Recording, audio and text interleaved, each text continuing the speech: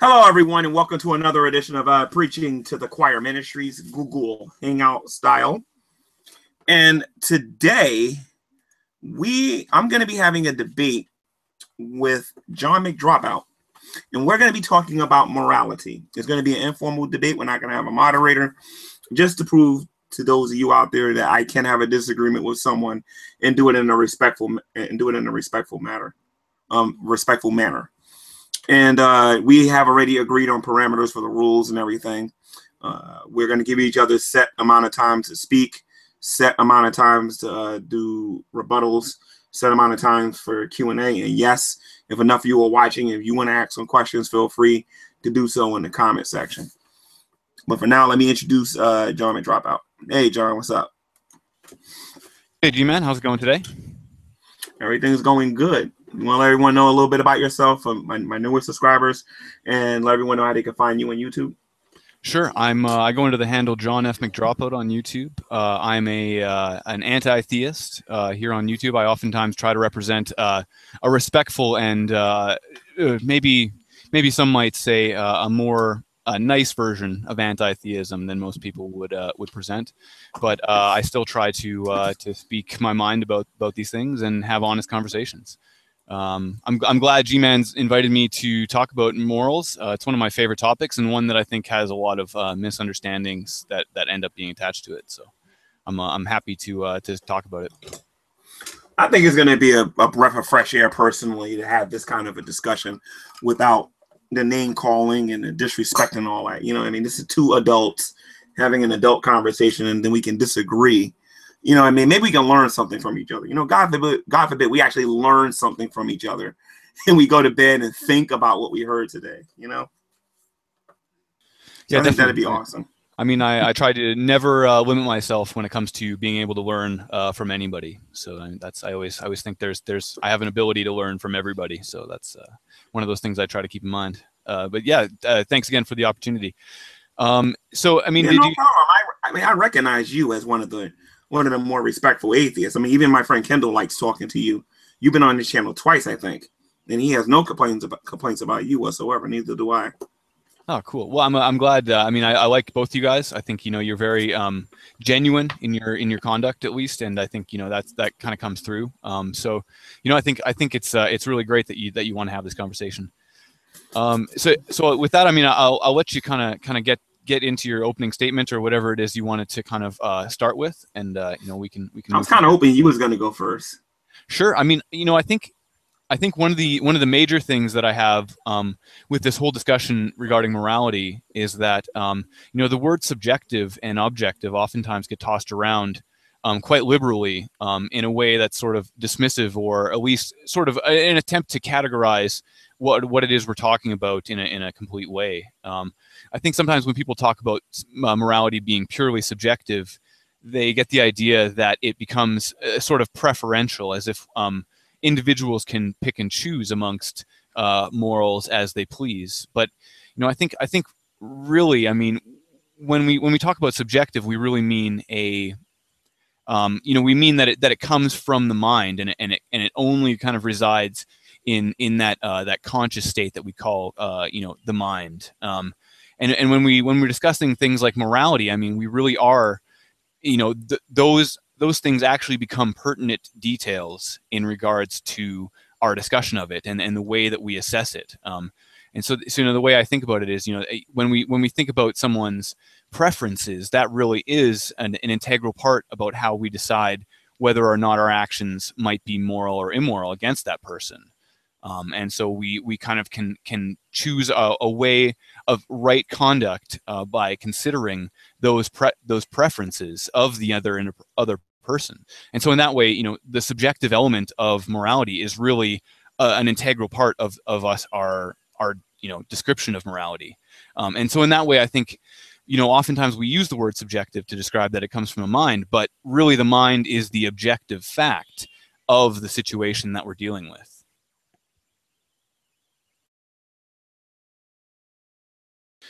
So I mean, I wasn't, I think there's a problem in describing subjective purely as a way of dismissing morality as baseless, because the basis for morality is really that subjective element of the interaction.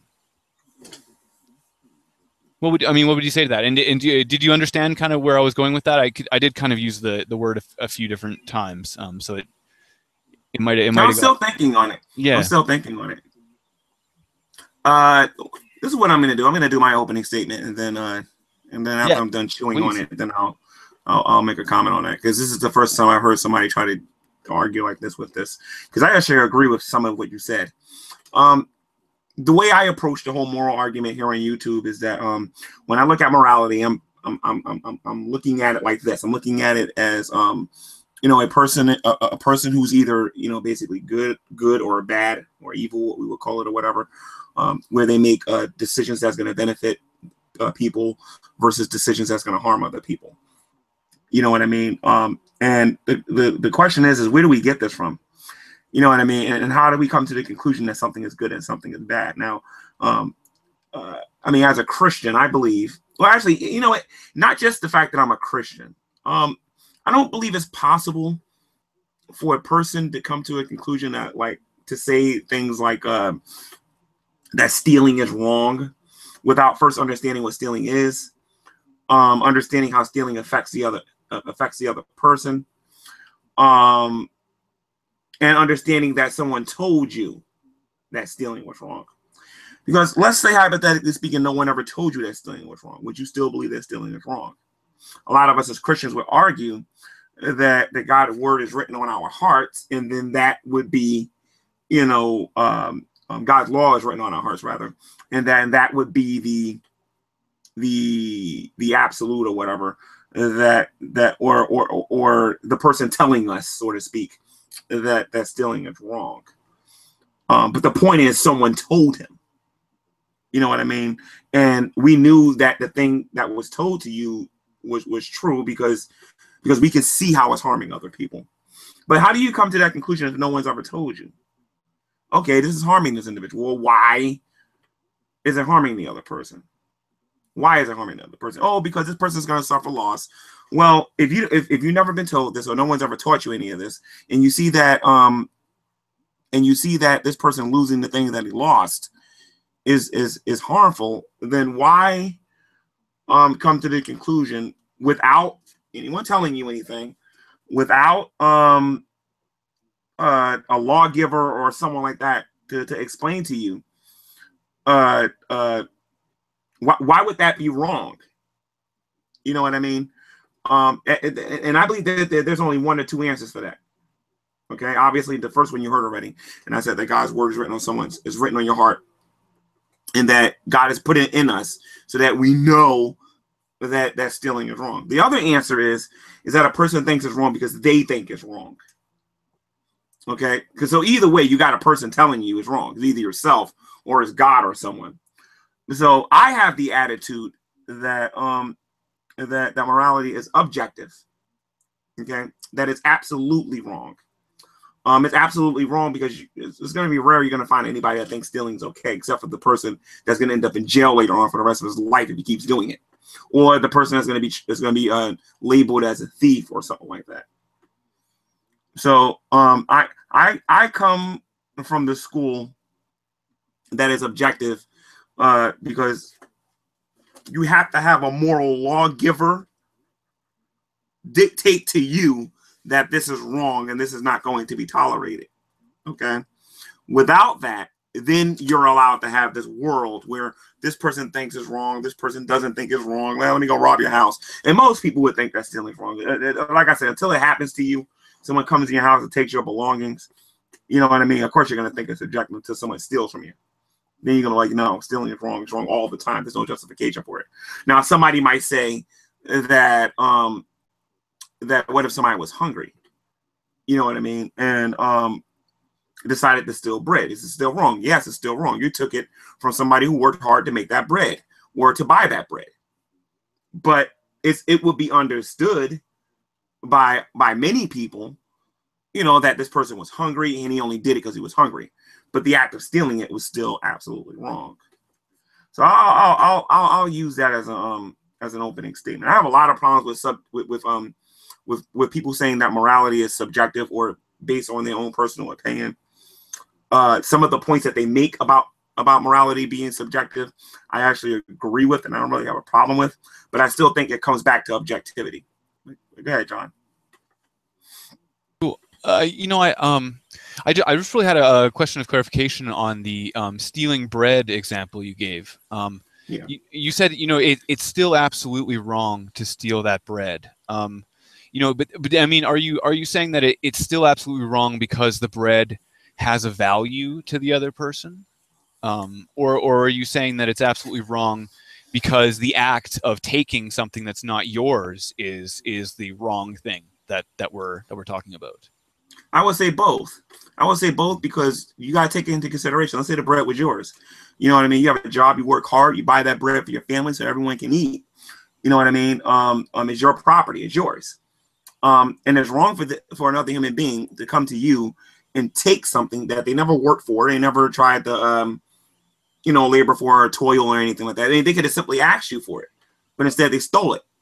Let's say they was in a situation where they couldn't ask you. It would still be wrong because it was your property. It would still be wrong because that act is intended to hurt you and not help you. And it's only going to benefit the person that's taking the bread. And in this case, it would be a hungry person. So, I mean, so partly, I mean, in fact, the intention would be part of the moral consideration in that act. Because I mean, I guess I see your point. I mean, I was kind of thinking of the example when you brought this up of, would it be wrong to steal a gun from a toddler, right? Like even if the toddler valued the gun, and it was the toddler's property. I mean, I think you could make the argument that it would be right to take that gun away from the toddler, simply because it could be harmful to them. But I think that sort of cancels it out if you say that, well, it's the intention of the act that's going to be judged by the deity in the long run, if that's what you're saying. Well, that's interesting because I don't see a toddler owning a gun. I think Right. you would have to grow them up a little bit. If you're saying that an adult would take it from an irresponsible teenager who bought the gun, then Yeah, definitely. I mean, you could extend the example, I guess, to something further, like an adult who had something that they didn't know was really dangerous, but they valued it, right? Like a nuclear bomb in their living room. You could make a case that it would be right to take that nuclear bomb from them, even if it was their property and they didn't want you to take it, because the harm that could cause to the multitude of people, I think, would outweigh the temporary harm that would be caused by stealing their property, right? And so I think a lot of times in moral considerations, we consider a lot more variables than simply what the action itself is. And that's why I think, sometimes people push against this idea of an objective morality where the lawgiver sets down a statute that we can look up, right? I think it makes more sense if God is addressing morality in the way that we are, by addressing the details of the specific context of the situation, and trying to assess what the intentions of each action are amongst the moral agents. Well, I do believe that God, since we're talking about him, that God does address the actual issues of why something is wrong. It may not be to everyone's satisfactory, but the fact of the matter is he does address them. Yeah, I think a God that would be perfect, right, would have to. Yeah. But in the case of the toddler or the teenager, you know what I mean? Is the toddler and the teenager living in somebody else's house where the person living there has the authority to be able to say, okay, these are my rules. You can't have this in my home. And then I can't imagine a toddler owning a gun. A teenager, yes, I can imagine a teenager owning a gun. And then the parents taking it from the teenager because they're still minors. You know what I mean? And by the way, that wouldn't be considered stealing. That would just be exercising authority. But if let's say it was an adult living with another adult, okay, and it was under their roof, you could still use that example.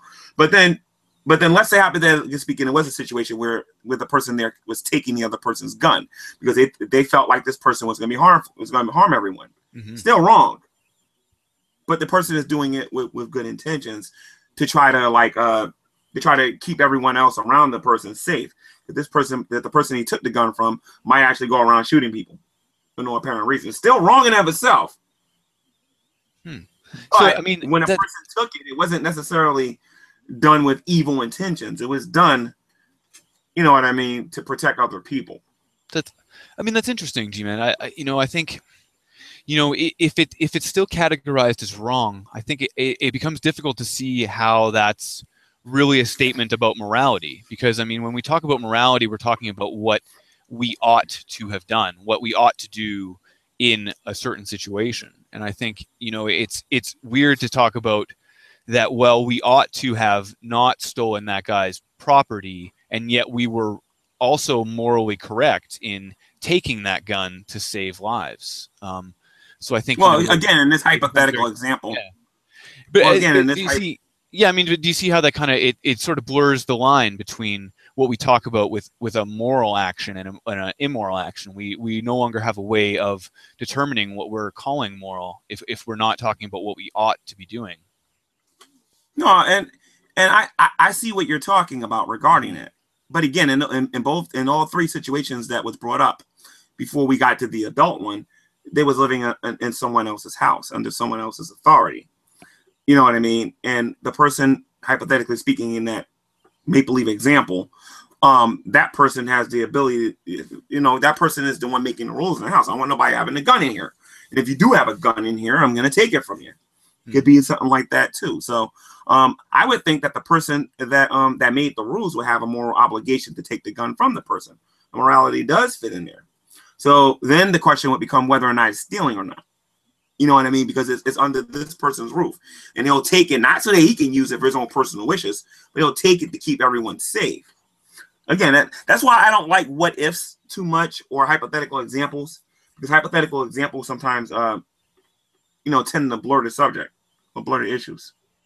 Yeah, no, definitely. I mean, I can see that, and it can be difficult to see where they line up with reality, and I think that's the big thing, right?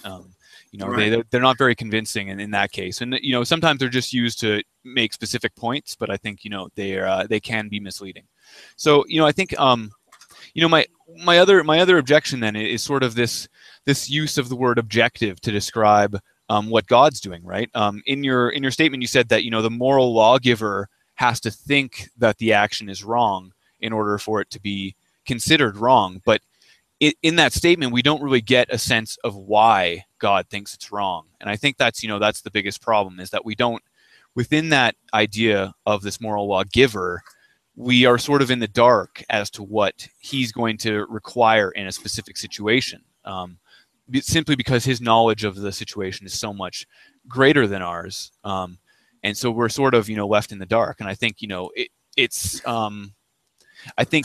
difficult to see how we could make decisions in a moral sense, beyond what it is that we know about the situation. I don't think that I ought to do anything that I am not able to do. And thus, any information I don't have about the situation is sort of a limitation on my ability to act on that information. So I think, it becomes difficult for me to see how this moral lawgiver can be the one that gives a moral or an objective sense to the morality, since he has to decide what is moral and immoral. And, I think he should be taking into consideration with the information that I am privy to and not privy to. No, I get what you're saying with that. But here's the thing. The Bible does go into detail on, again, we're going to use stealing as an example. It's probably not the strongest example, but we're going to use stealing as an example. Sure. Yeah, it's a good one.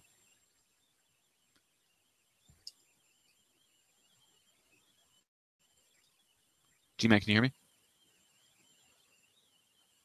I think you might have froze.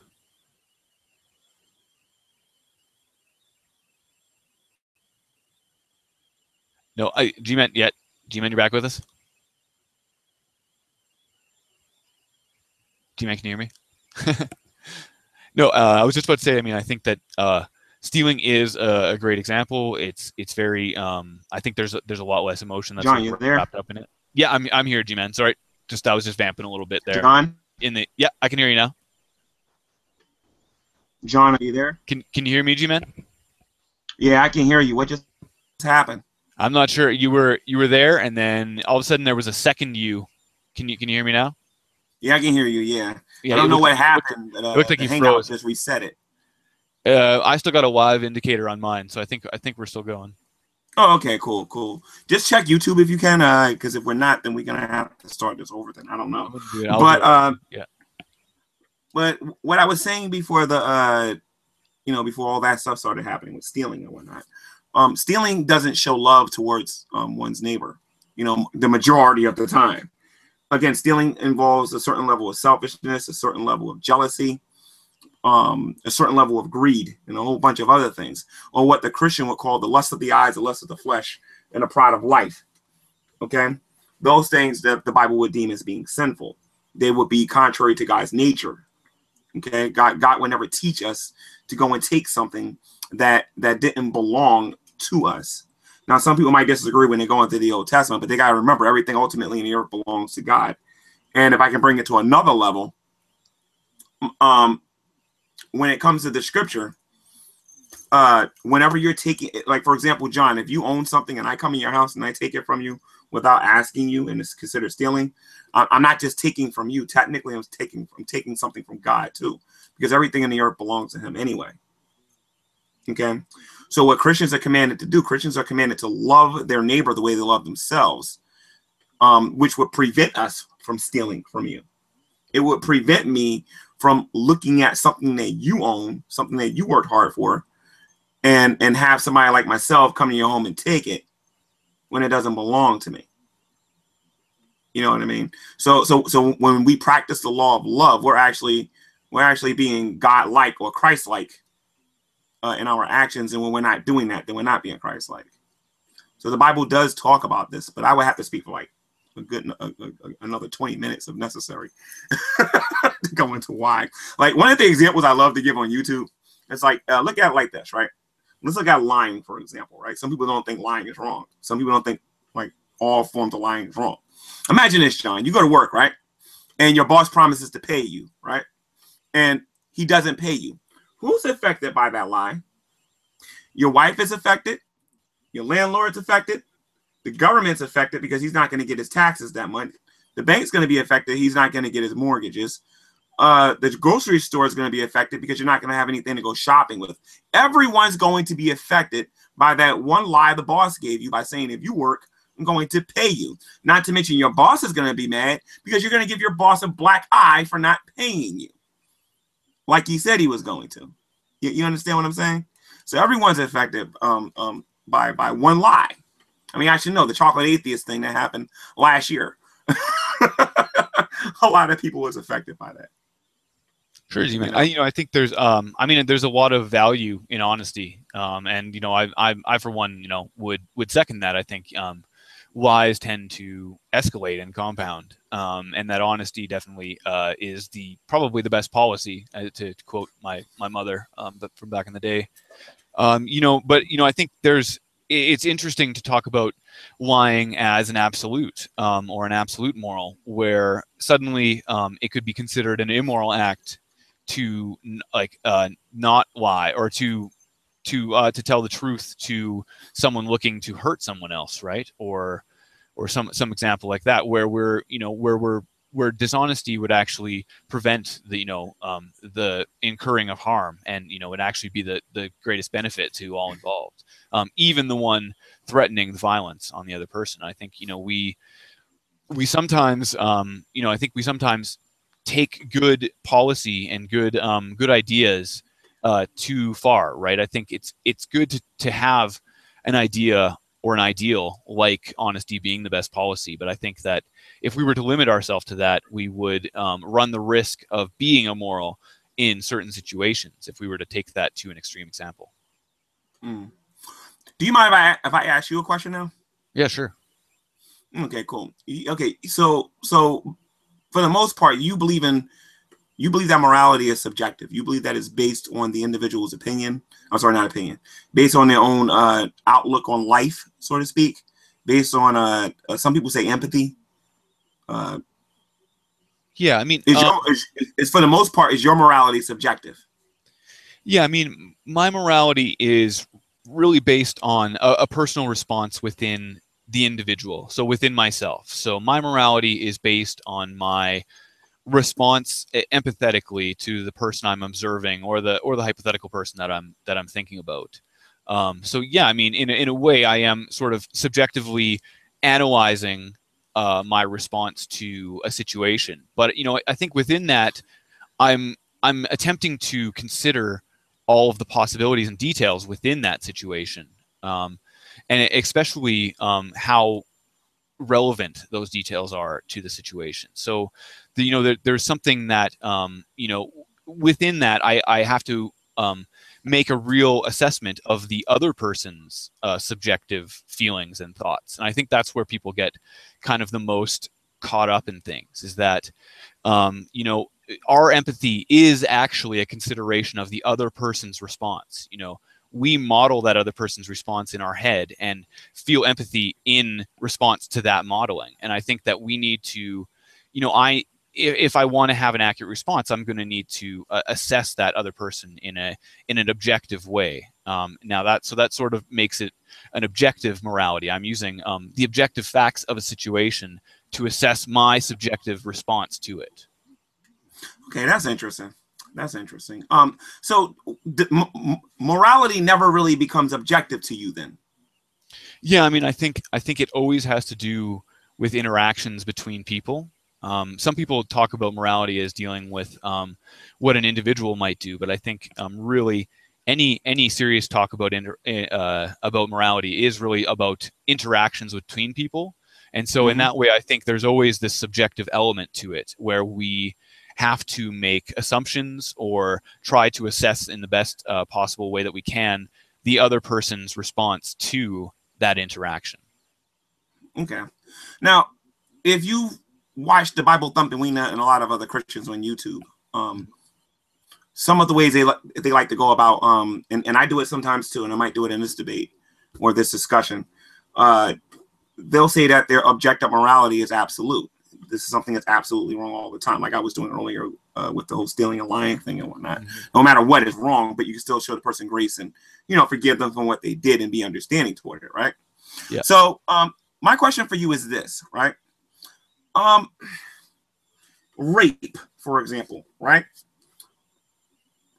Is it possible for rape to be subjectively right? Now, I understand from a criminal standpoint, they might think that rape is correct, but those people are not right in the head. You know what I mean? So let's talk about normal people who are who's well within their faculties. When is it subjectively right for them to go about raping someone? Yeah, I mean, there's always, I mean, again, we're going to have to get into hypotheticals, which I think are sort of, they can be misleading. And I think, you know, me and you sort of agree to that.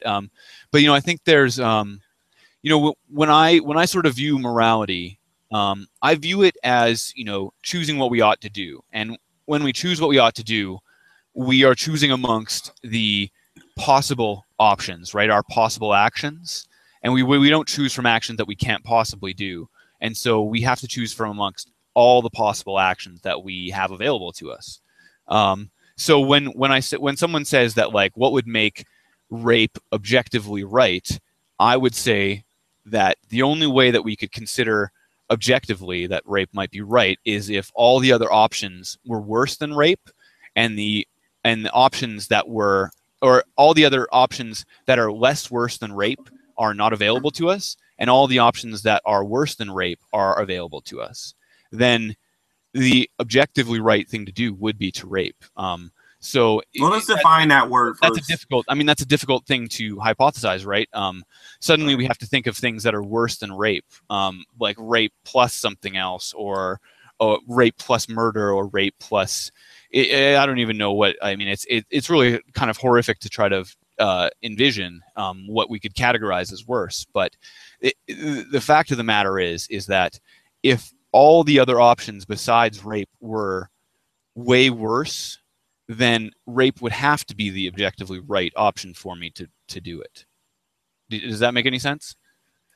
A little bit. It's something I'm gonna have to chew on. But it's hard to do that when it's just me and you in a room. Yeah, I mean, I But don't think it's. I mean, it's not even an easy concept for me to really articulate. It's one of those things that, like, I think we do sort of automatically, and we do sort of intuitively. We do this moral calculation, and when we start to think about how it is we're valuing things, it becomes very difficult to sort of thresh it out. But well, let's define that word rape, though. Rape means to to force yourself on another, well, usually women, but now you got guys doing it. But usually it means to force yourself on someone else sexually. Sure, without consent. Without consent, against their wishes and everything, right? Mm-hmm. So again, the only person that's going to think that that's right is the person committing is actually doing the rape. And I believe in all of the countries in the world, rape is illegal. I think India just recently said that that's wrong. I know they had a huge problem with that for a long time. But I believe every country in the world it says rape is wrong, and you can go to jail or be punished to some extent for doing it. So if every country in the world is saying that it's wrong and it's punishable by jail time or something like that, then when is it morally absolutely okay to do it unless there's something wrong with you? Yeah, I mean, you know what I mean? What makes a rapist rape is a difficult question, right? Since I'm not a rapist, it would be difficult for me to kind of put myself in exactly that mindset. But I think that in a way, I sort of hold to the belief that even the rapist knows on a base level that if their intended target is a human being, that they should feel some sort of empathetic response to the taking away of that human being's dignity, wishes, consent. And I think if I had to suppose what a rapist was thinking about, I think I would have to put the rapist as dehumanizing or objectifying the intended target of the rape, and in that way would justify the action as morally acceptable, because they aren't having that empathetic response to that other person's response to it. They can see it as a response that is less than their response, as a less than human response. And I think a lot of times, within crime, there is this effect that happens from dehumanization. But I think, also to your point, I think within a lot of cultures we actually see that rape can be used, ends up being used as an honor mechanism or a way of recompense or punishment. And I think that throughout different cultures, the term rape gets used in different definitions, and that sometimes sex without consent is just called by a different name in that culture, and somehow gains assent by similar means of dehumanization, of making the other person's emotions less valuable in your own head, and finding a way of stifling that empathy that you experience when you see another person being in pain or being harmed. I just got finished looking at the comments, John, and I need to say this to the audience. Anything good? No, they want a link to come in here. So I'm going to let everyone know, since you guys didn't read the title of this is an informal debate between myself and John McDropout. This is not a Google Hangout where everyone can come in here and participate in the conversation. It's nothing personal with any of you guys. This is just something I had scheduled with John, which I canceled on him twice. So I wanted to make sure that me and him got to have this discussion since he put all this time into preparing for his debate. Yeah, thanks, right. And I appreciate your time, G-Man, and like letting me kind of vocalize my concerns and at least clarify some of your positions. I think I think sometimes there's a little bit of straw manning that goes on within the atheist community as far as what your positions are, and it might not be entirely our fault in interpretation. I think sometimes there might be a bit of it might be lost in the translation a little bit. So I think yeah. So I think But if I can comment on what you just said regarding what you said about empathy, it's interesting because Christians have a very similar attitude about it too. Is that we don't use empathy, we use love. It's kind of like what I said before. It's like if a person brings himself to that degree to rape someone, that's hate. That's not love. That's not caring about how that person thinks, how they feel, or anything like that. You know what I mean? If you genuinely love somebody, you know what I mean, you're always gonna put their feelings and what they think, and actually in a lot of cases put it above how you think. You're going to focus more on pleasing them and less on pleasing yourself. It's like a selflessness you're living. So for the Christian or the person that's listening to God, and I'm not belittling what you're saying. I just think me and you are saying the same thing, but we're using different words. That's what I personally think. You're saying that that people are lacking empathy when they do that kind of thing. Mm-hmm. I'm saying that they're lacking love. I'm just bringing it up a little bit higher, and I'm saying that they're not being. And we're both saying that the person doing it is being inconsiderate. They're not being moral, and there's something wrong with them. I think that's what me and you both are saying. So the issue is. And where our disagreement is that you're saying that it's a matter of opinion, and I'm saying, and I'm speaking as a matter of an absolute, and I still believe you're saying that it's a matter of an absolute, because if you're saying that it might be right for this particular individual because this person is not right in the head or whatever, or this person is lacking empathy, and he still thinks he's right because his morality is subjective. The question that a lot of Christians would ask you right now would be, is that absolutely true? You know what I mean?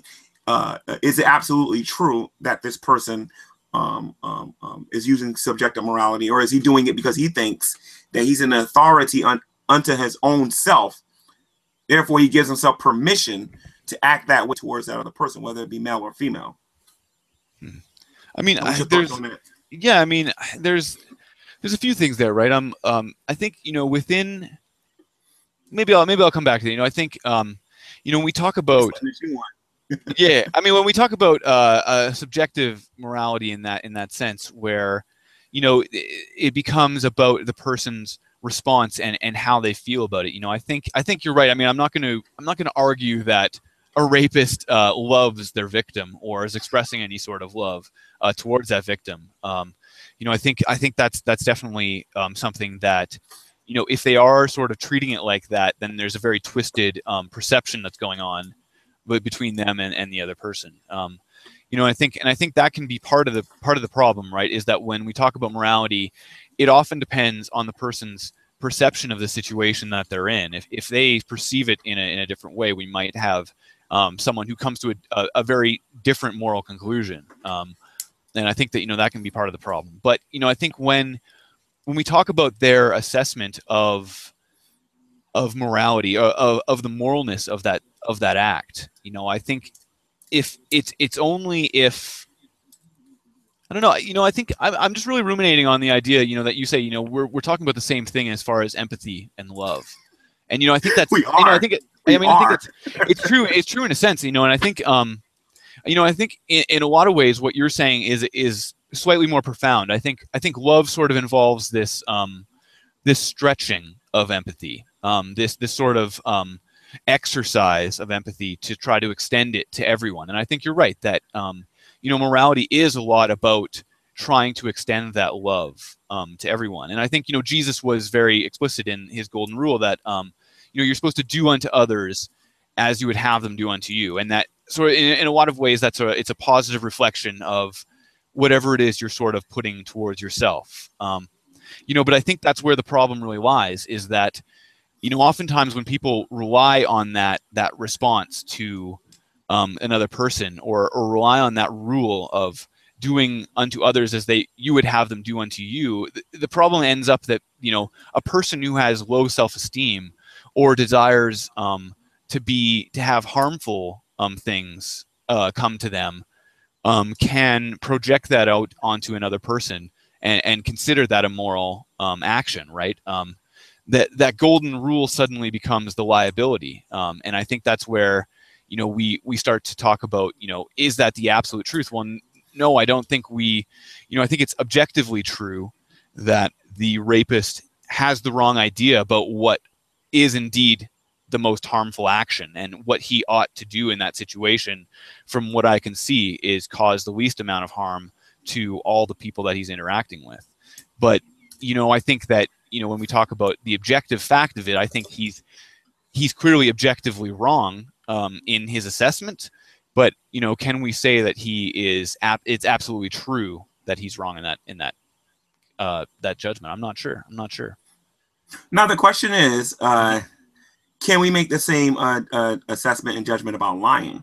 Because lying can get kind of tricky, because I've had atheists in the room with me before where they say, you know, in Nazi Germany, you know, they had some Jews hiding in a closet and in the walls and all the other stuff. When they'll lie to the Nazis, and, you know, and say that they're not in their homes, and the Jews will live another day.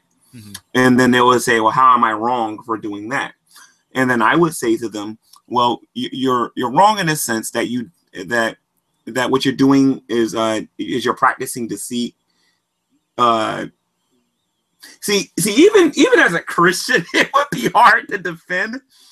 Argue. It would be hard to argue against that, because there's literally an example like that in the Old Testament. Right. It doesn't Rahab. You know what I mean? Rahab hides the spies in her house, and I mean, I've had the same conversation with people, and, you know, it's difficult to make that proclamation of objectively, absolutely right or wrong. And I think it's simply because, you know, I think we really are talking, you know, if we are talking about just God's judgment of the situation and his ability to really accurately assess what we ought to have done, what the best action would have been in that situation, then really, I mean, we are just talking about trying to develop a mind after God, trying to develop and see what he would have valued in that situation. And if that's the case, I mean, I think there is the argument that that's sort of, we're attempting to develop a subjective sense that's similar to God's, rather than trying to divine an objective or moral, or an objective absolute statement about a moral action. Do you see what I'm saying? So I think that's why I think that's why I get so wrapped up in this, is that, you know, I think it's really about the spirit rather than the letter of the law. I think, you know, people who get wrapped up in the idea that God proclaim something as wrong, and thus in all situations it must be wrong, I think are missing the point of proclaiming it wrong. I think the point of proclaiming it wrong is to get us to look at it and to try to figure out why it's wrong.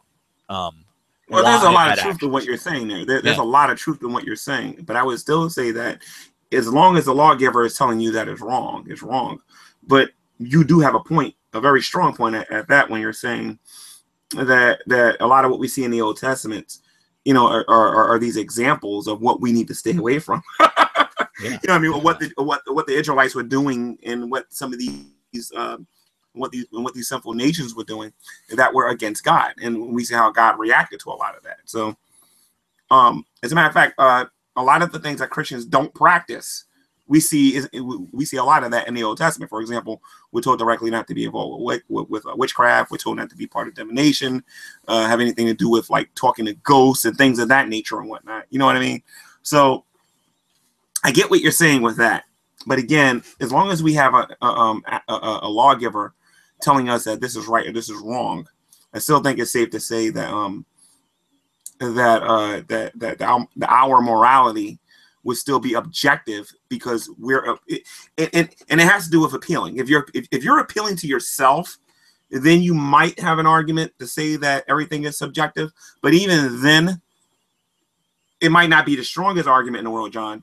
But the point is, a person could argue that you're your own moral lawgiver, and you're the one saying that this is right and this is wrong, and therefore it's still objective because you're appealing to yourself. Whereas myself and other people out there that believe in God and try to, do things his way, or believe in Christ and do things his way, we're appealing to him. We're appealing to his morality. We're recognizing that he is greater than all, and that he's holy, and that he, that anything apart from him is not good or whatever. You know what I mean? So we're appealing to him in his ways and trusting in him that when he tells us that something is wrong and he shows us why, we talked about earlier about the law of love and, considering other people, putting them before yourself and all this other stuff and whatnot, that then we can say that is objective, to say that it's wrong to steal, it's wrong to lie, it's wrong to do this, it's wrong to do that, because it's going to harm other people. There's a passage in the Bible that says that love does no harm. You know what I mean? It does no harm to his neighbor whatsoever. How can I harm you by giving you something to eat when you're hungry? How am I harming you if I'm giving you something to drink when you're thirsty? How am I harming you by not taking things that don't belong to me? You know what I mean? You got things in your home for a reason. You don't want me coming in there taking it. You would love to have somebody come in there and consider you in there thinking, and not get all self filled up or whatever, and be like, you know what, ain't nothing wrong with me taking this. I'm just gonna keep this for myself. You know what I mean? You don't want people like that coming to your home. Yeah, definitely. And I mean, I think that that's part of what morality really does for us, right? It really does make us able to interact with each other in a way that I don't think a haphazard and sort of preferential way of acting would get us, right. And I think that's why I think I take a little bit of not offense, but I think umbrage sometimes when I hear Christians sort of dismissing our how I'm arguing about morality right now as purely subjective, right? Or at least preferential, because I think really I'm talking about something that is useful and pragmatically useful in everyday life, and I think it's something that all of us really do share, right? I think it's a common thing, and I think you and me sort of agree on that. Is that morality is something that we both have, and that the majority of people have, and that it's it's very it's sort of a minority of people who might be considered to have less than moral character or some sort of deficiency in their morals. Would you agree to that? Or yeah. See, here's the thing with this great debate community here on YouTube. The thing is that most of the time when Christians are dealing with atheists, we're dealing with we're bombarded with this thing all the time with God isn't real, God isn't real, God isn't real, and we're spending the majority of our time trying to show. Well, I won't say all of us, but a lot of us are spending a lot of our time trying to prove to you guys that God exists and that He's a reasonable idea and everything. So I think we get so caught up in that when we have discussions like this about morality, and you gotta remember it'd be 10 people in a room sometime. You know what I mean? And some of them would just get tired of just trying to prove God all the time, and they straight up ask you, what is the basis for your morality? Now, if I can change the wording a little bit, I'm saying that I'm appealing to God for my morality. He's showing me what's right and what's wrong. They're wondering, what are you? Who are you appealing to? Are you appealing to yourself, or you're appealing to something else? You know what I mean? How is it subjective? And that's what they're asking. But because of how things go on here on Google Plus all the time and whatnot, it just causes people not to listen sometimes, because this is the first time I think in a while I've been able to have a peaceful conversation about this and really listen to what's being said to me right now regarding morality and whatnot. And I think a lot of what you're saying is interesting. But again, I have to admit that I appeal, you know what I mean, to whether it be the government, God, or whatever. I'm trying hard not to appeal to myself. You understand what I'm saying? Although it's tempting, I'm not going to lie to you. It's very tempting to appeal to myself. I would love to say I have permission to do this, whatever. But I make a decision, a conscious decision to appeal to God when I'm having these kind of conversations and when I'm living my life and whatnot. So, I mean, I understand what you're saying.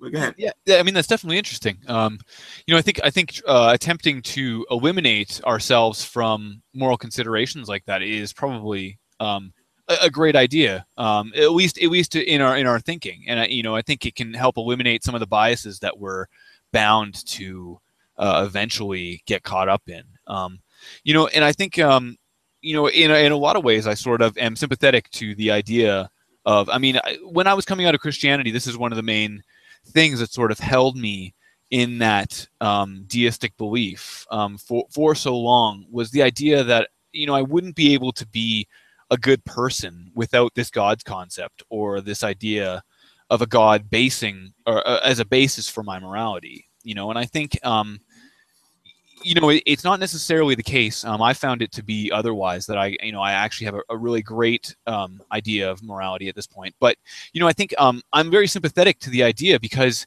it really was a certified lookup technique for moral questions. And so any moral question that I had, I could look to the Bible for some sort of form of inspiration or example with which to try to base my conduct around. Well, if you look at it, if you look at it from the Christian perspective, regarding us believing that you can't be good or do any good without God. Yeah. When a Christian says that to you, again, we're appealing to God. We're looking at it from His perspective. But if I stop looking at it from God, actually looking at it from God's perspective and looking at it from my perspective, I can look at let's say, for example, DPR, for example, last year did the Doctors Without Borders thing, where he did a 24-hour show raising money for them to help. I think it's Lou Gehrig disease. I think they were trying to get raise money for, which is a very good thing. Okay, I can look at that and say that's good. When I see an atheist, taking off their coat to give to another person because they don't got a coat, that's a very good thing. Somebody like Nadia who doesn't have any food or anywhere to live and whatnot, and you see atheists calling up the pizzeria, you know what I mean, and give her food and give her something to drink. I look at that as being a good thing. Those are noble things. But in the eyes of God, this is how God sees it. And I hope you catch this, Sean. Okay? God looks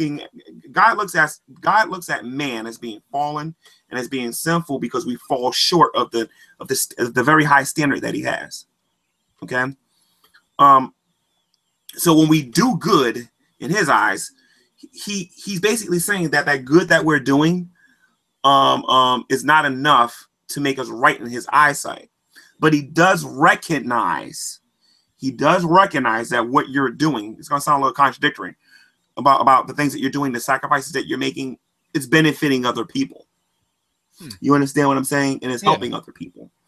But you have to remember, when you're talking to a Christian, I know it gets kind of crazy on Google Plus, when they're telling you that none of us are good and none of us can be good, it's simply because we're not meeting God's standard and we're appealing to him.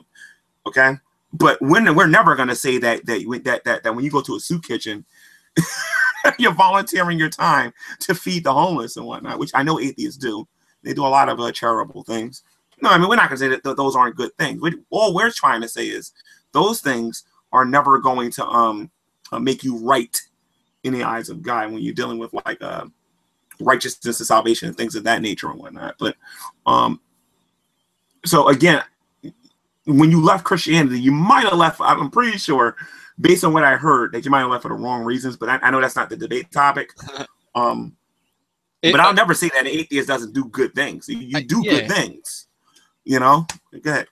Sure. I mean, you probably wouldn't describe anybody as having left religion for the wrong reasons, right?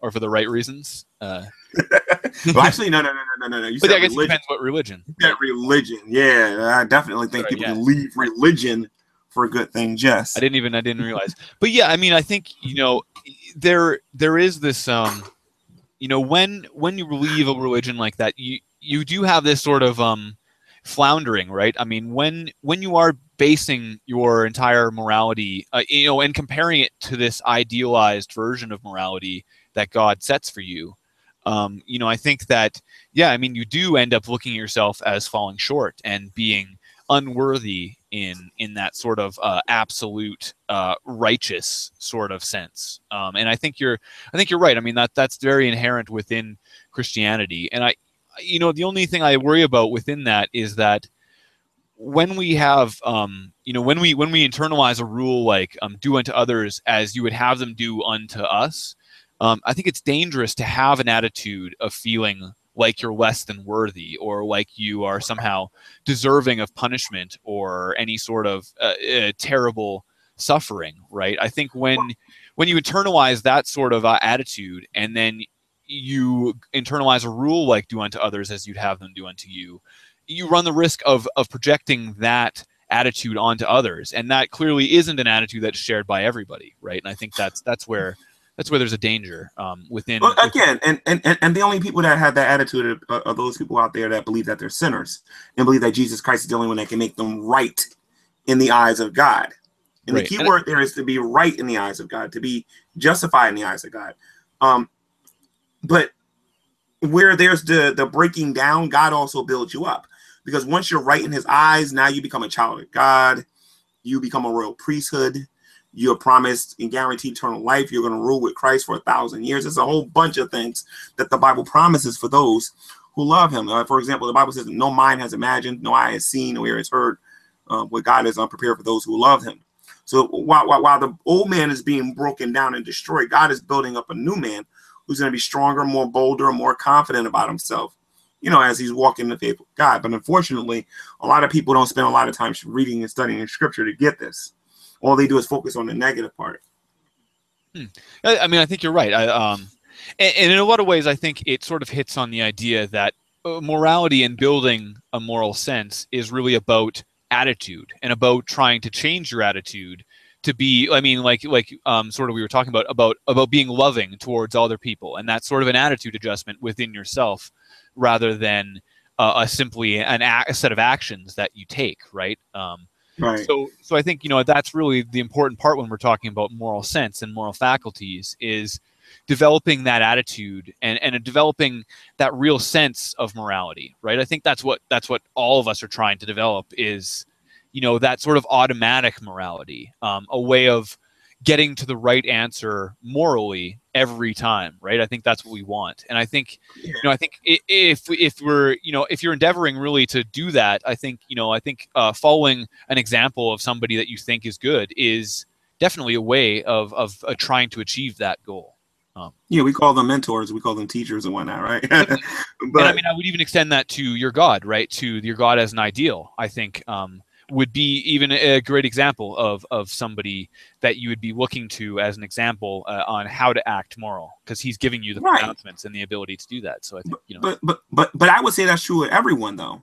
I mean, all of us are appealing to someone. So unfortunately, you got a couple of people who are appealing to themselves, and when I'm having discussions with them, you know what I mean? And you know who I'm talking about. I'm talking about like the kind of people that think that everything they do is perfect. When they walk down the street turns to gold and all this other stuff when they never do anything wrong. They never lie and all this other garbage and whatnot. I've lied, I've stolen, I've done things that I should have never done. And I'm not ashamed to admit that because I know that I've been forgiven for those things. Forgiveness is a powerful thing. But while you're right when you say that that is an attitude, I also think it has to do with, and I'm going to go back to something again about appealing. What is the individual appealing to? Now you'll notice that I'm not always bringing up God. I'm not always bringing up Jesus and this and whatnot, because I believe that it's bigger than that.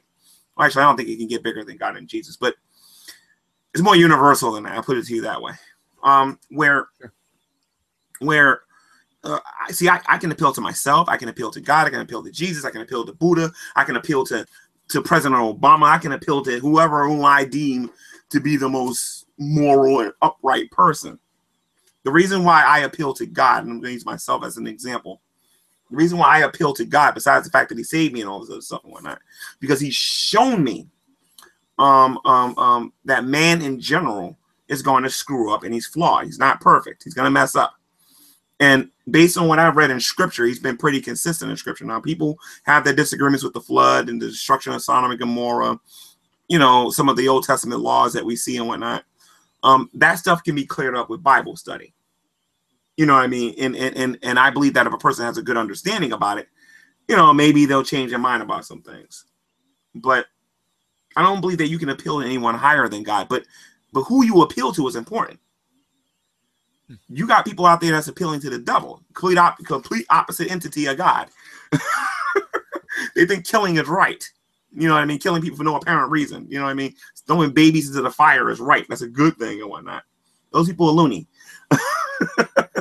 You know what I mean? I've never heard of that before. But I mean, I think there's, I think even, I think when we talk about, theological study and things like that, oftentimes I think it's better to look at that as, trying to figure out what it is we value and what it is we value about the interactions amongst ourselves, right? So when a Christian, values the love that they can show to other people in their interaction, they'll judge those interactions in which they show love as moral and ones that they don't show love in as immoral. And I think that's, it's sort of a reflection of what it is they value. And that's where I think, understanding what a person's theology and how they are coming to those values is important in those considerations. But I think it's very similar when you're discussing how you're coming to that morality. Is you're sort of we're trying to discover what it is that God values. And I think you do that through the Bible, if I'm not mistaken. Well, yeah, I mean, we learn about God. We learn about God from the Bible because we're taking the word of many testimonies that are written in Scripture.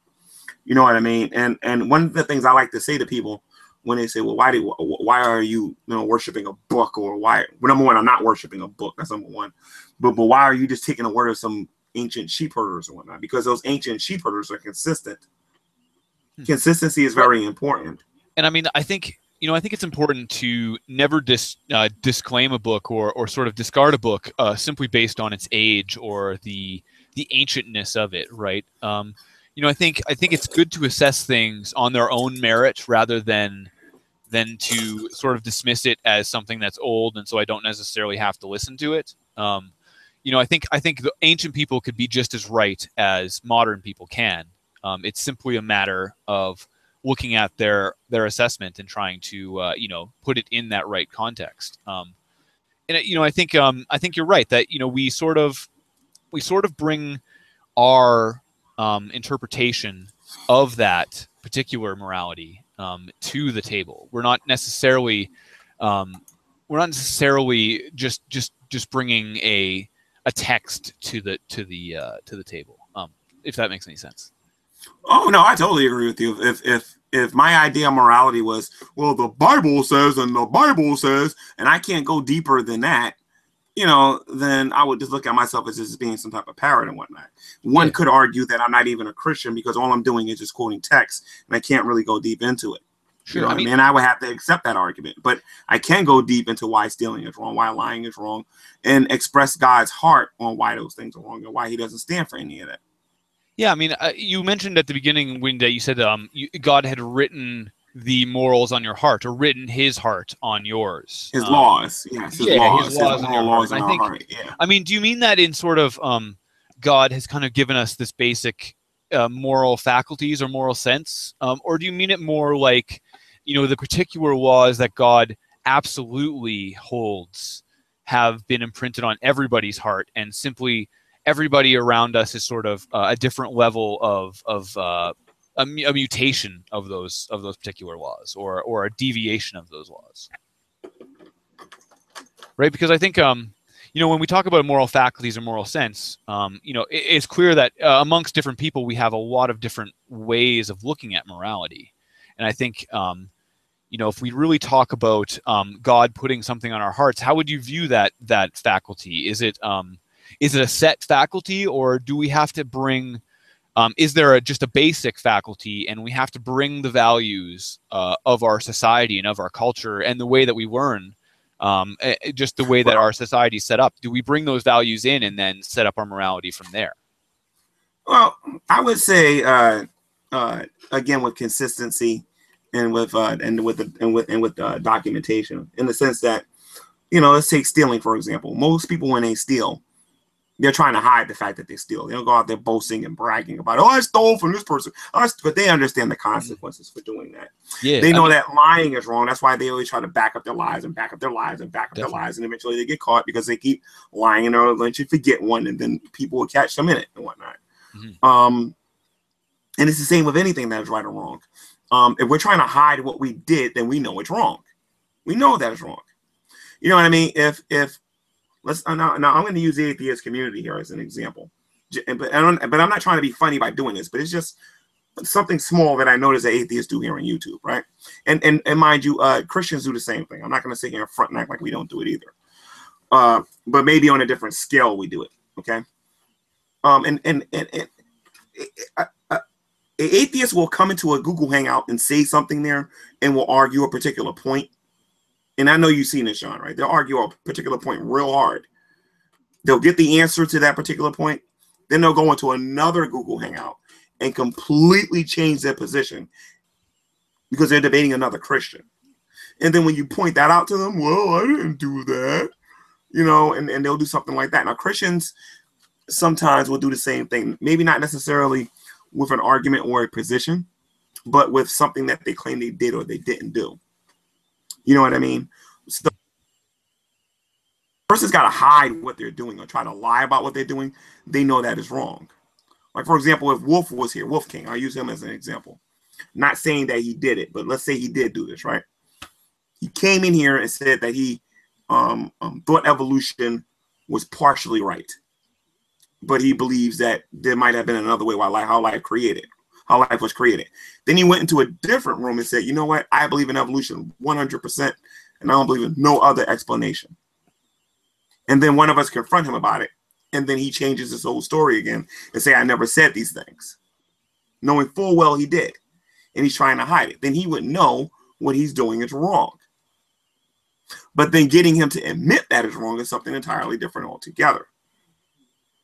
You know what I mean? So he knows this. No one had to tell him this. These things are written inside of him ever since he was old enough to understand anything. You know? Yeah, I mean, I think you hit the nail on the head there. There's sort of, I think it really is a little bit intuitive. You know, I don't think you have to really explain to people why they should feel something is wrong when they've done something that sort of, like you were sort of hinting at, sort of goes against what they've been told is a social norm. You know, oftentimes people will talk about, you know, morals as being socially constructed. I'm less of an advocate in that sense. And I think I'm more along your lines where, you know, the person who does what they did, you know, I think you know, we could use the rapist or the liar. You know, the reason, I mean, I think you're right. The reason that they cover their crime, the reason that they hide it and don't do it in public or in a very public space is because they know that it's not socially acceptable and it is wrong. In that sense, they would feel a sense of guilt and possibly shame for doing whatever action that would be. And I think you're right. It is very intuitive in that sense. And this is the real issue. I mean, we can be brutally honest with each other, because I know a lot of atheists won't do this live on air in a Google Hangout. The brutal honesty about this particular topic is, you know, obviously atheists don't believe that God exists. That's their claim. They don't believe that he exists. I do. So they're trying to gear their arguments to stay away from this idea that God is real. And just because you will hear me say in a Google Hangout, or even tonight, you hear me say that we appeal to an authority or to something that's more moral than us in order to come to a conclusion that something is right or wrong or whatever, right? Because they want to stay as far away from God as possible, they'll get entangled in a whole bunch of, you know, theological, you know, literal word games and whatnot, where they ultimately got themselves in the web. And when it's time to start asking some hard questions, they can't do it, because now they have to contradict everything that they just said simply because they don't want to admit that God exists. They don't want to admit that they would have to appeal to something that's more moral than them. You know what I mean? So the real issue is whether or not, you know, the person wants to admit that they have to be accountable to God. That's what I believe. And I think the reason why me and you are able to have this discussion that we're having so honestly is because I don't have no pressure from anybody getting on me about this particular topic. I don't think you do either. You're just expressing your thoughts and your views. They may change tomorrow. I don't know. I know you gave me some things to think about tonight, but I know this. At the end of the day, it does come down to some sort of absolute. You know, whether or not it's God for the atheist community or it's self or whatever. For the Christian, this has everything to do with what Jesus Christ did on the cross. It has nothing to do with us and how we particularly feel about things, because I can get real subjective about what I think is right or wrong apart from God. Okay, but when I start getting to my absolutes, that's when you start to see me appeal to him. You understand what I'm saying? I mean, I kind of get what you're saying. You know, when you say, like, you know, apart from God, I could get real subjective. I mean, I think you're using that maybe in a weird sense, because I think when I think of, you know, me being assessing the morality of any action without reference to the God, you know, I don't think I get purely subjective. I think I think about the objective facts of the situation that I'm dealing with, right? So if I were to refer purely to myself, I think you're right. I mean, I think that sense of pure egotism or self-centeredness would definitely be a problem in sort of any sort of morality. I think if you value yourself over anybody else, morality becomes really impossible. And so I think we are sort of agreeing in that sense on that fact. Yeah, at the end of the day, atheists have a morality apart from God according to their worldview, and I have a morality that completely deals with them totally. You know what I mean? And the issue is who has the, I guess in these debates, who has a better grip se on what's right and wrong. Whereas Christians will ask atheists, you know, what's your basis for your morality? How do you determine whether or not something's right or wrong? But we're going to say because God said that it was wrong. So because God said it was wrong, we're okay with that. The atheist community or the people who are secularists or humanists are going to say it's based on empathy. It's based on not evolution, but it's based on observing the growth of the animal kingdom. I think that's how they put it. Yeah, in various other ways. And it depends who you talk to. Sure. I mean, the objective facts oftentimes involve, you know, the properties of the creatures that we're talking about. So sometimes they'll say, like, you know, the properties of the human that you're interacting with will determine what immoral or immoral action might be.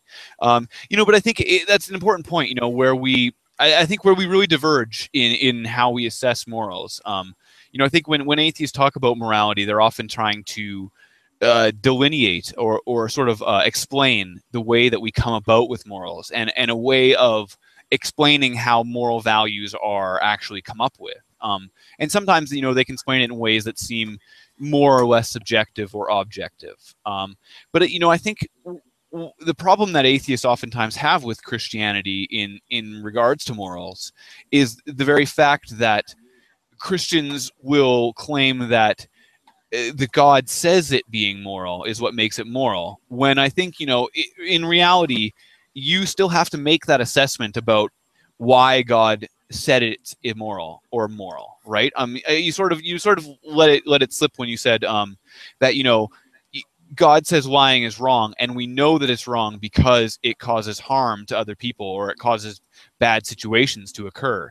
You know, it's sort of a confirmation of the immorality or morality of the assessment is sort of its effect and the way it makes you feel and the responses and consequences of those actions, right? So if you think about this, when a person becomes a Christian, the Bible and you have the Christian, you know, quoting the scriptures and whatnot. Mm-hmm. I mean, what are they doing? They're basically saying that you're a sinner. And what does that mean? They're saying that you're a liar. And if we think about how many times we've lied, we know that lying is wrong. You know what I mean? We're saying that people have stolen. We know that stealing is wrong. And the other example, not everyone has raped another person, but you know what I mean. If the person's done it, is going to convict them that they've done the wrong thing and God is upset with it.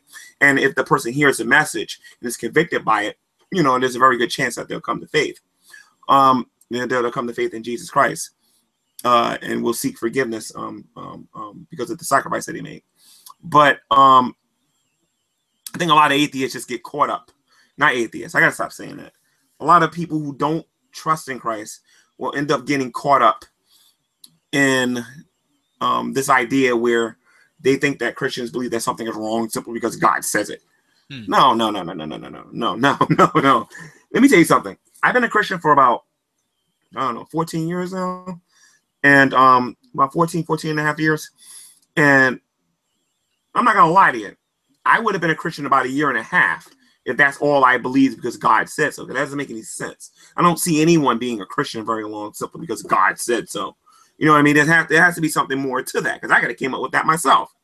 You know what I mean? Yeah. But when you begin to look at it and you say, well, how does lying affect other people? What's the law of love? What's the heart of God on this particular matter? And as long as you can see the consistency and the claims in the Bible are true about these particular things, then you have good reason to believe the things that's coming out of the mouth of Jesus and his apostles. I mean, that's actually a little more reasonable of an explanation, right? You know, I think it's true that, you know, I think if you I'm thinking about the Euthyphro dilemma, right? I mean, have you ever heard of it where, you know, is it good because God says it, or does God say it's good because it is good? It's I about the think basis I of what think we there's call some good. atheists that says that's called commandment theory or something like Yeah, that. a divine command Yeah, theory, right? Is sort of, divine command theory. does Yeah. God command it and it becomes good, or does He command it because it is good? And it's really about, is God this reflection of the goodness of a moral action? And I think, when you look at God as the reflection of what is a moral action, I think it's easier to see how you could get a workable moral system out of that, by attempting to see what the consequences are, simply as the rest of us are trying to assess our moral actions, just the same way, and also looking at what what you believe the authority that's accurately reflecting the morals is saying about it. Now that simply makes a lot of sense to me. And I think when you look at it that way, I think it's a perfectly logical way of constructing morals. And people oftentimes, I think that's really where people get confused, with this straw man of divine command theory, where it becomes arbitrary. And I think most people Well, believe that God is really the reflection of the goodness. well. Here's the thing. I mean, as a Christian myself, I look at God as being a reflection of everything that is right and everything that is moral. I look at Him as being holy, being perfect and good and everything.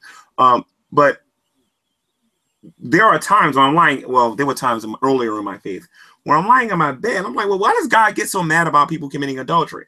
Why does God get so mad about people who might steal for someone? Why does God get so mad about people bowing down to other statues, for crying out loud? Why would He throw somebody into the lake of fire for something like that? Like, I lay in my bed and I think about this stuff, or I did a long time ago, whatever. But when you spend time thinking about this, you think about everything that God did for these people, the children of Israel, brought them out of slavery, gave them their own nation, did all these wonderful things with them, gave them the promise, gave them Jesus, gave them all these different things, forgave them over and over and over and over again, made them into a people, all this stuff. And then you see people and then God tells them, look, I'm the one who delivered you. Worship me. You know what I mean? Follow me. Obey me. I'm the one who set you free. These other guys that you're worshiping aren't even gods. They're figments of your imagination. These are territorial demons. You know what I mean? Out there trying to deceive you. You know what I mean? I'm the Lord your God that brought thee out of the land of Egypt. You worship me. Don't bow down to them statues and whatnot. Then you completely understand what he's talking about. Because when that person dies, whoever that person is, the real person, the true person is, they got to stand before God and give an account with him. And if they didn't want to worship him on the earth, they're certainly not going to want to worship him in heaven. So you can begin to see it from God's perspective. And I think the number one mistake that non-believers make, not just on Google Plus, but just on the planet in general, is that they fail to look at things from God's perspective.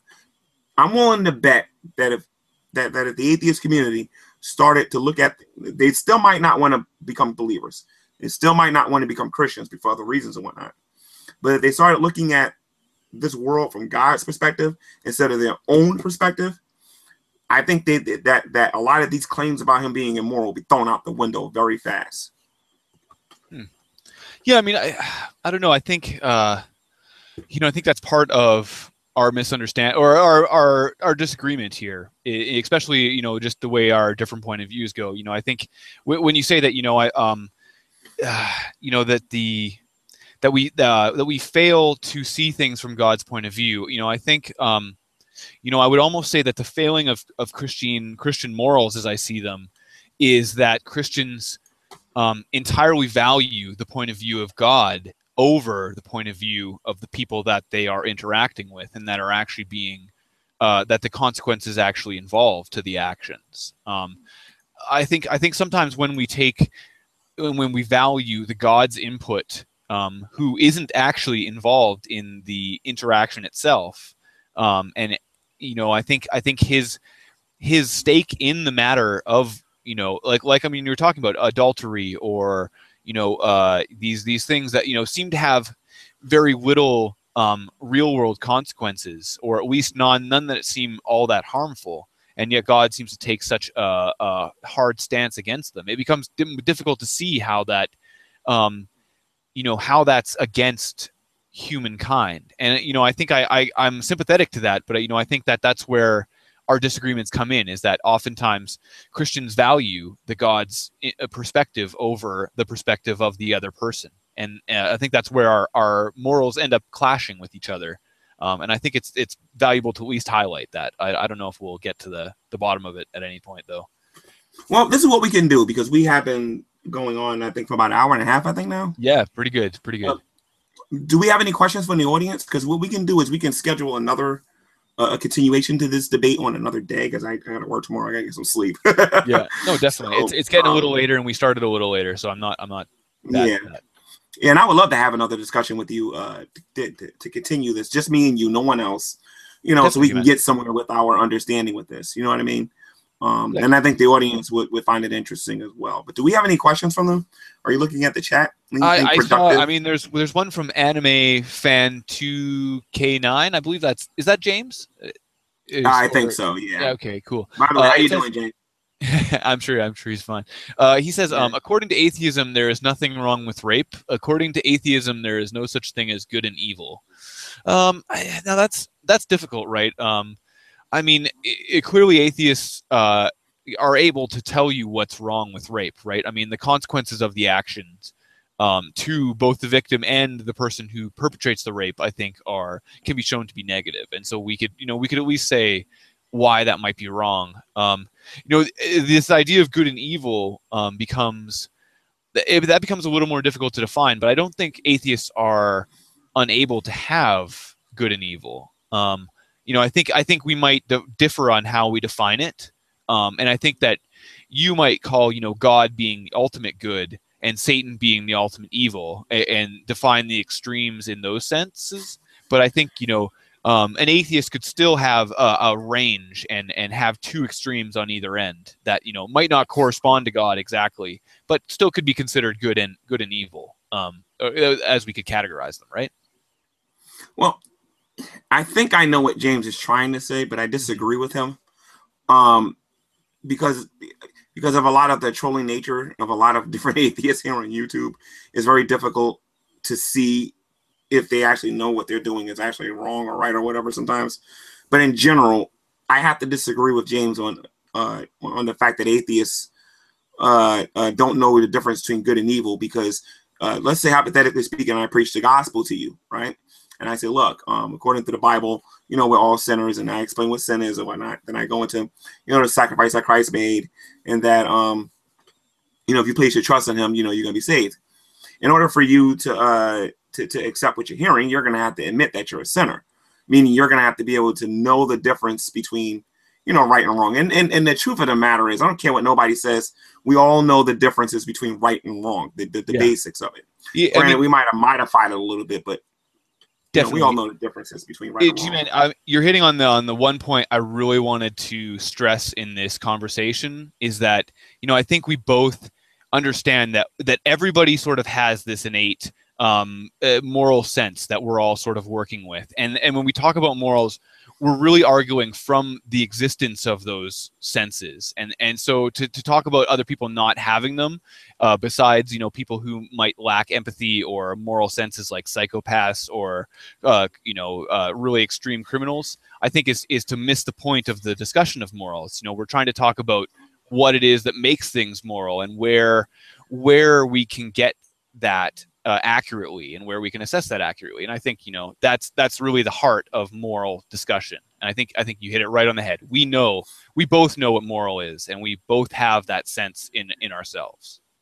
Right. And again, the problem becomes when we start getting into the basis of morality and how you come to your conclusions. Well, exactly. Apart from that, we all know what's right and what's wrong at the end of the day. You know what I mean? Like I'm not going to try to argue with an atheist about them not knowing that robbing money from a bank, robbing a bank is wrong. They know that. They know that raping a woman is wrong. Right. You know what I mean? Exactly. So anybody who says, they know that. Yeah, I mean, anybody who says otherwise is clearly trying to just get a response or trolling you, to get that rise out of you. It's clearly something that no one really believes or really could conscionably take seriously. I think that's the truth. Right. But we definitely got to continue this conversation another time. So totally, G-Man. We answered one person's question. Thanks. Yeah, I agree. No problem. There wasn't much else, and it's a little later, and we didn't get a lot of advertising. So who knows? Maybe the responses will build up as we go. I'm happy to do this anytime, G-Man. Just let me know, and we'll try to arrange another time. Oh, don't worry about the viewers today. Yeah. Tomorrow. It's always the next day, right? Yeah. I think it's about 500, 600 views. It's the time zone, right? They just go around the earth, and it just takes a while for everybody to get off and take. Oh yeah. When I first uploaded that video, G-Man versus the world, I think I got like maybe 100 and something. Whatchamacallit, but I knew like later on in a couple of days it was going to get more views than what it did. It's just a little bit of both. It's Google's got a great setup for spreading the word that way, and I think they've any sort of popular video gets a lot of views, and it builds really quite exponentially if a lot of people start sharing it. So, all right, cool. So, John, I want to thank you for coming on Preaching to the Choir Ministries. I can't wait till we do this a continuation of this. Maybe we can start getting into some of the claims that the atheists say about God being immoral and why, and maybe I can do a halfway decent job of explaining why that's not the case, or maybe we can agree on some questionable things that he does, but I would still say that he's right for doing what he's doing. I don't know, but sure. I'm happy to have that conversation, G-Man. That's awesome.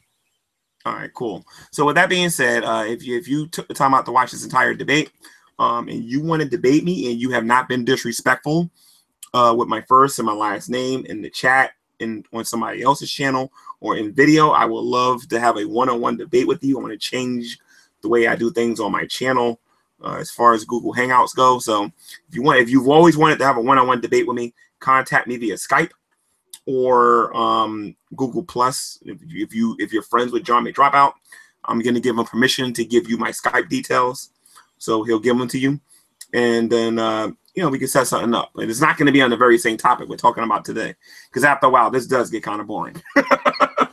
Yeah. So just so you know, if you're friends with me on Skype, I will be very harsh and not passing on the details to just anybody. So have to be pretty nice. Yeah, no trolls, please, for the love of God, no trolls. I got enough of them. So John, once again, thank you for coming, and as always, until next time, guys, this has been another edition of Preaching to the Choir Ministry, telling all of you out there to read your Bible and do what it says in context, please, in context. God bless. Thank you, John, for coming. You're welcome, dude.